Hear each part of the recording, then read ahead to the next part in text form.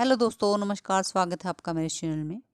जैसा कि काल भैरव अष्टमी 11 नवंबर को आरंभ है। काल भैरव जयंती, जिसे भैरव अष्टमी या कालाष्टमी भी कहा जाता है, हिंदू धर्म में अत्यंत महत्वपूर्ण पर्व है। यह पर्व भगवान शिव के रौद्र अवतार काल भैरव के प्राकट्य और उनके अद्भुत शक्ति स्वरूप को समर्पित है। काल भैरव को समय का देवता और न्याय के संरक्षक के रूप में पूजा जाता है। मान्यताओं के अनुसार काल भैरव जयंती के दिन ही भगवान काल भैरव का प्रकट होना हुआ था। यही कारण है कि इस दिन विशेष पूजा अर्चना की जाती। मान्यता है कि इस मौके पर बाबा काल भैरव की आराधना करने से जीवन से भय, नकारात्मक शक्तियां और बुरी आत्माएं दूर हो जाती हैं। विशेष रूप से यह माना जाता है कि काल भैरव की आराधना समय की बाधाओं और न्याय के विषयों में मदद करती है, जिससे व्यक्ति के जीवन में सफलता और सुरक्षा आती है।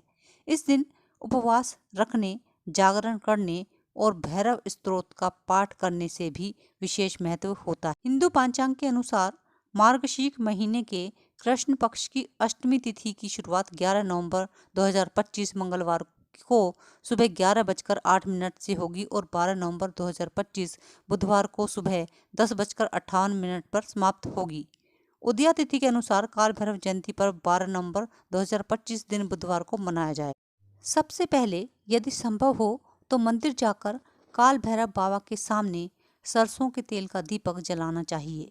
यदि मंदिर जाना संभव न हो तो घर पर ही काल भैरव की पूजा कर सकते हैं। दीपक जलाने के बाद काल भैरव बाबा के मंत्रों का कम से कम 108 बार जप करें। मंत्र है ओम काल भैरवाय नमः या ओम हीम बटुकाय आप दुदारणाय कुरु कुरु पद्रुकाय हीम। इसके साथ ही काल भैरव अष्टक का पाठ करना अत्यंत लाभकारी माना जाता है। इससे जीवन में सकारात्मकता आती है, मानसिक शांति मिलती है और सारे डर, बाधाएं और नकारात्मक प्रभाव दूर होते हैं। इसी जयंती के दिन भैरव बाबा को विशेष भोग अर्पित करना न भूलें। इस दिन जलेबी, उड़द की दाल के पकोड़े और नारियल का भोग लगाया जाता है। यह भोग बाबा को प्रिय माना जाता है और इसका अर्पण करने से घर और जीवन में सुख समृद्धि आती है। कहते हैं काल भैरव की आराधना से भय और नकारात्मक शक्तियां दूर होती हैं।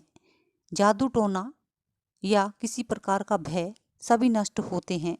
सकारात्मक ऊर्जा और सुरक्षा आती है, पापों से मुक्ति मिलती है और जीवन में सफलता के मार्ग खुलते रहते हैं ताकि आप सुखी और संपन्न बने।